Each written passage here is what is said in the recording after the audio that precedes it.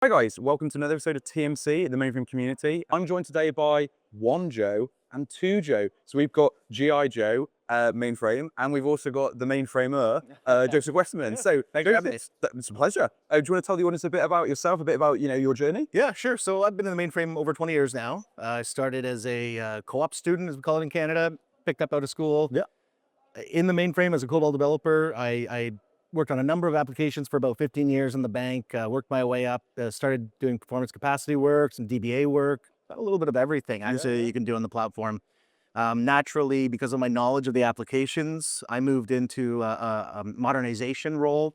I do a lot of work with those application teams that I used to work with, but also the infrastructure teams. Application teams may come out with a certain challenge they need to have solved, and so I will work with them to help them integrate their applications into modern platforms, or maybe we need a new tool stood up in the mainframe, so let's do a POC and see if the tool has value, and then roll it out. It's a very, very, very interesting job. So you're the problem solver, and I'm the one who gets in the way and says, we can't do that because of security concerns. Pretty much. So Or open another ticket. I feel like if we work together, we might not have such a good relationship.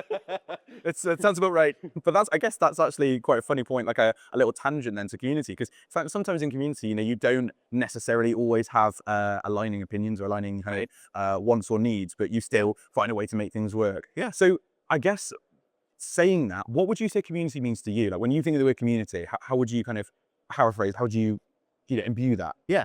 I mean, community is very important with the mainframe, right? We are up in Canada, we have 5 large national banks. We are all located head offices on the same street. The insurance companies are not far away. The mainframe community in Canada is very close, very tight knit. It's like one big family. Although we are competitors, we do attend the same events. We do. And siblings do compete. Siblings do compete. Yeah. That's right. We're the youngest child. So I like to go with the other banks out, Yeah. along with IBM and other vendors, out to the colleges and universities, and we that grassroots approach of talking to the students about mainframes, getting them excited about this platform that a lot of them don't realize exists. Yes. So we do that community work, and then hopefully those students will then learn about the programs and offerings that we have as an employer to continue training them so that they can enter the mainframe workforce and are not worried about not having anything to learn or not having a mentor. We tell them about what the journey looks like in the mainframe community. And that's a great time to get into the mainframe community right now as a graduate or a new to Z person, because you're going to be sitting and working with some of the people who've been doing this job for 45 years. They have a wealth of knowledge, that mentoring that goes along with community as well as the education piece. It is a big part of the mainframe community. I mean, the talent pipeline is obviously a massive kind of topic in the zeitgeist right now. Yeah. We've got this kind of this sort of skill shortage, this grey wave of retirees, Right. and I think it's so important that organisations across the world are kind of making this gigantic effort to bring you people on board and sort of get them up to speed, because ultimately we've not put the right for value the right amount of effort into there in the past, and it's kind of catching up on us, right? Yes, it is. So yeah, It is. Yeah, I mean, a lot of what you have to do is you have to build a learning journey. of course. What do these people need to know as they progress through their career? As they become more senior in their career. A lot of it is mentoring, but there's commercial options out there like the Global Skills Accelerator program from IBM. Big user of InnerSkill, a big believer in InnerSkill is just to solve our tactical needs. So sending somebody along to a Rex course because we need a Rex specialist. Oh, then 2 weeks we can build up a Rex person and we solve that tactical need. But also that those courses play a part in that end-to-end learning journey for folks. Yeah.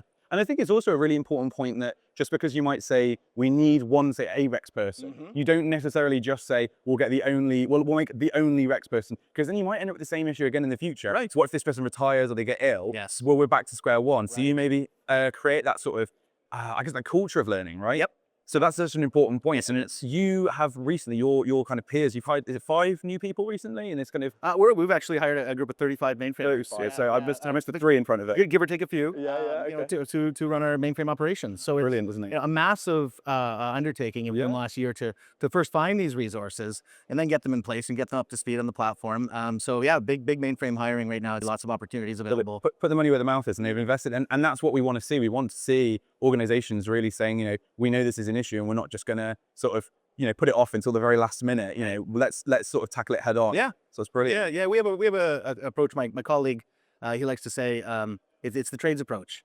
You have the master, the journeyman, the apprentice, right? So you've always got to have that upwards mentorship going on, and eventually the apprentice becomes the journeyman and takes on an apprentice, and the master is always mentoring the journeyman and some of the apprentices, and that we found that approach does work for us, because we've been very successful in keeping long-term employees through this mentoring that we do. I always think it's funny, the sort of, let's say, the tradesman's journey is such a important point. And ironically, my first exposure to it was actually hearing these difficulty options in the game Elder Scrolls Oblivion. And I was like, oh, I wonder what journeyman means, and apprentice, and then master. But now, like, obviously in context, it means something different to me. And you're right, it's a really important journey to follow. Yes. And I think, there's a lot of people who maybe don't want to be an apprentice. They don't want to be a journeyman. They want to be the master.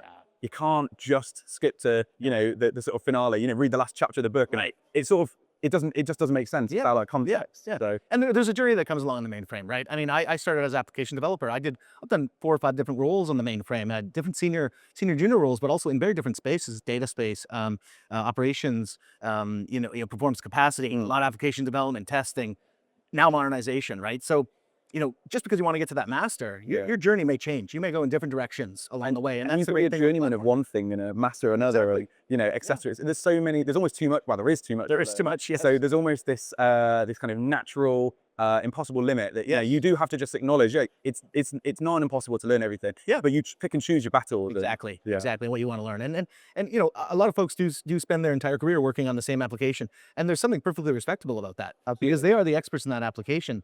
But, they have a responsibility to now pass that education and that knowledge along, and documentation along down to the next generation of mainframers, or somebody who is coming in from a different platform, or somebody who's re-entering the workforce or recalling, right? So that's very important, very important. Brilliant. Yeah. So I guess, you're involved in a lot more than just the mainframe though, right? So you have maybe some hobbies or some particular things. Yeah. So maybe, we talked about what does community mean to you, and obviously all the community what you do in your professional capacity, but maybe in a more, as I say, extracurricular kind of just fun, the sporty capacity. What community groups would you say, you're a part of, or you identify with? Yeah.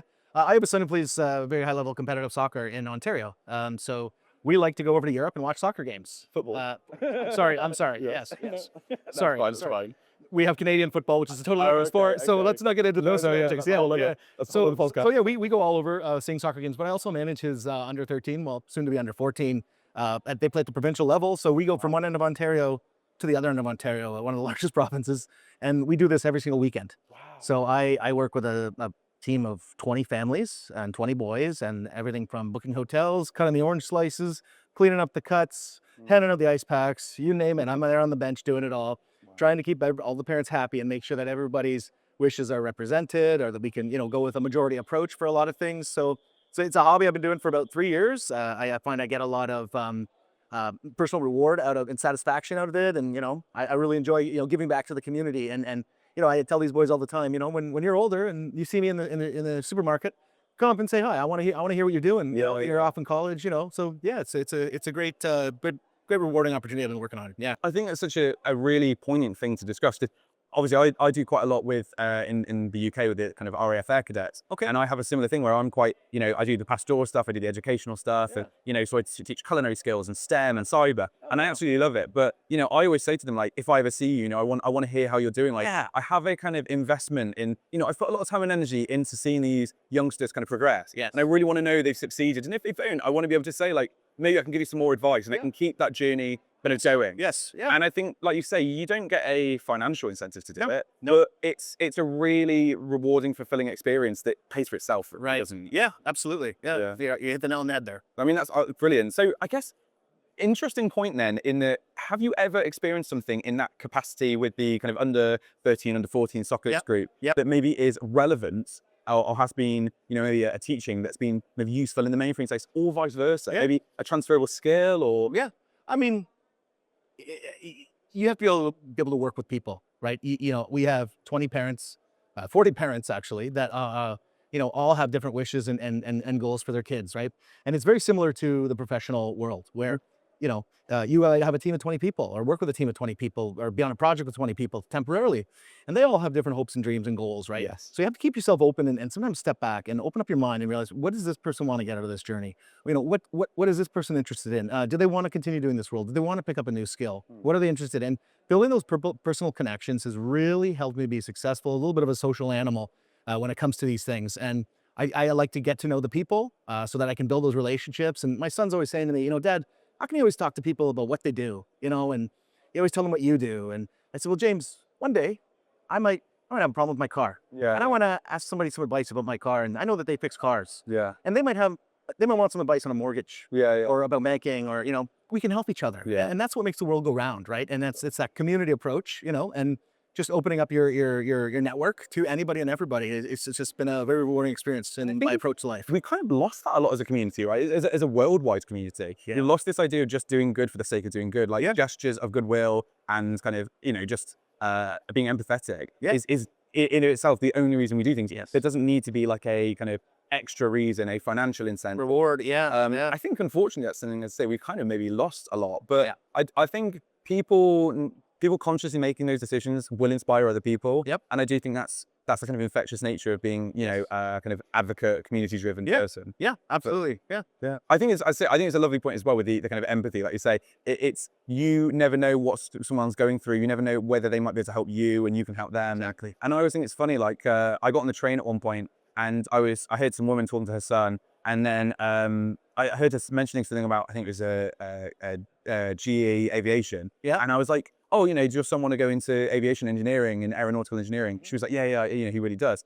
And she was saying, well, he's looking at, all these different jobs. And I was like, well, I actually have some connections from when I worked at Airbus, and I can maybe, pass this name along. And it's little things like that can make a real big difference. And I do maybe wonder, did this person get a job? Yeah. And maybe I was able to help them. Yeah. And I didn't do it for any reason. I just did it because what have I got to lose? This just happened last night, actually. I was having dinner with somebody who is in the industry, well-known person, interviewing for a specific role, met one of the vendors. And we got talking, and I said, well, I know some people in those roles. Would you like me to connect you with them so that you can talk to them and ask them, what does the role entail? What does it look like? What is the day-to-day?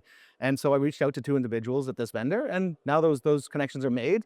And I feel rewarded that I have provided that person with, the opportunity to speak with those people and get some feedback and information about this career change. Yeah.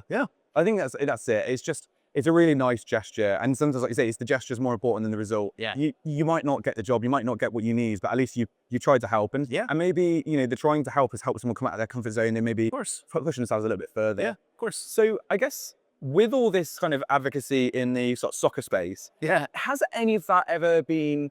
Maybe there's been some similarities in the soccer space to, your work, your professional work. I always wonder if maybe you found a transferable, maybe not like an ethos, but like actually something that's more similar than you expected, like a transferable or kind of equivalent, factor.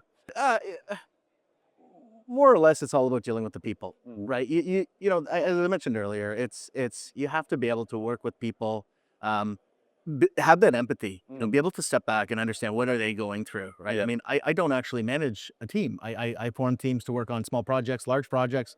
We deliver the solution and we go off. So I don't get a chance to build those long-term relationships that most leaders do. I get to build these very, very short-lived relationships for maybe 6 months.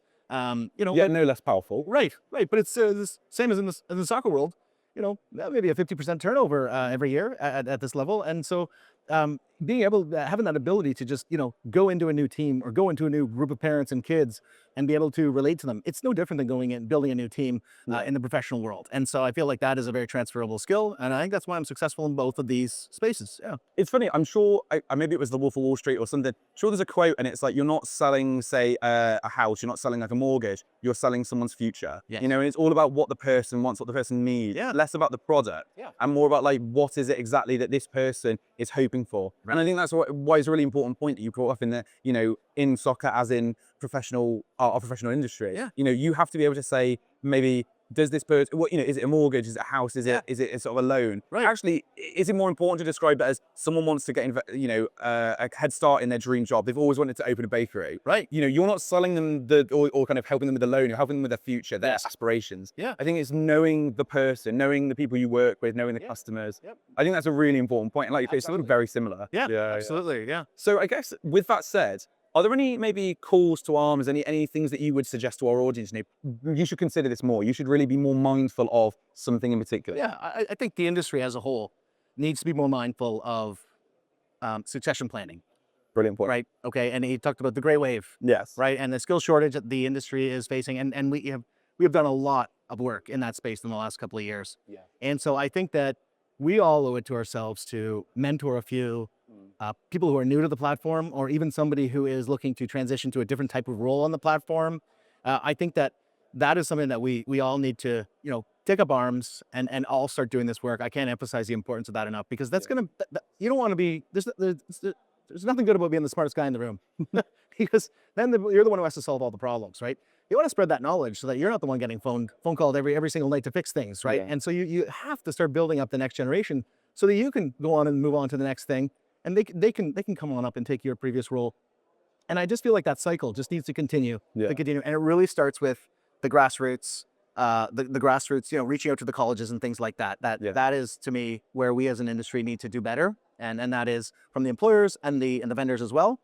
We just need to really work with the community colleges, universities, and all the training programs, and just get out there and talk about the mainframe, and talk about all the different things you can do on the mainframe, all the different ways that the mainframe is used around the world. That's where we've got to do better. I think it's an important point with succession planning. You talk about almost being a single point of failure. And actually what I've noticed a lot of the time is an organization actually, there's someone who's maybe, like you say, the only person in that role, or the best person in that role. And actually by not training those beneath them, they're not sort of, they think maybe, oh, I'm protecting myself from being replaced. But actually what they're doing is preventing themselves from progressing. Exactly. Because if they can't be replaced, there's an opportunity for them to move up. Exactly. And so I think sometimes you have to be more willing to say, yeah, in some regards, I am making myself vulnerable. But actually vulnerability, I mean, it's like in therapy, being vulnerable is a part of the process. Yes. You don't necessarily grow and thrive unless you can accept that you have to be vulnerable sometimes. Right. It's like with anything, sometimes you have to take a risk. You have to decide, am I going to take this loan? Am I going to take this mortgage? Life is about sort of risk taking, but like you said, I think it's about knowing, having that's almost like a trust, and like you say, sometimes it's just a gesture. This person could replace me, but I'm going to do the right thing and help them multi-scale and help them grow. Yeah. So I think that's a beautiful point. It's going to free up your time. Exactly. Yeah. And I mean, I know as someone who, I've trained a lot of people recently who are only like a couple years newer to this industry than I am. Actually, it's been really rewarding because I've been able to move on to new projects. Right. So I've been able to, start to see maybe spend less time on record administration and more time on security engineering or, kind of migrational projects. Learning new skills. Exactly. And that's it. And I'm thinking, gosh, I wish we could have found the opportunity to do this sooner because it's paid off now. Yeah. Brilliant. Absolutely. I mean, honestly, Hey, what a pleasure. It's nice been a to meet you fantastic finally. interview. Yeah.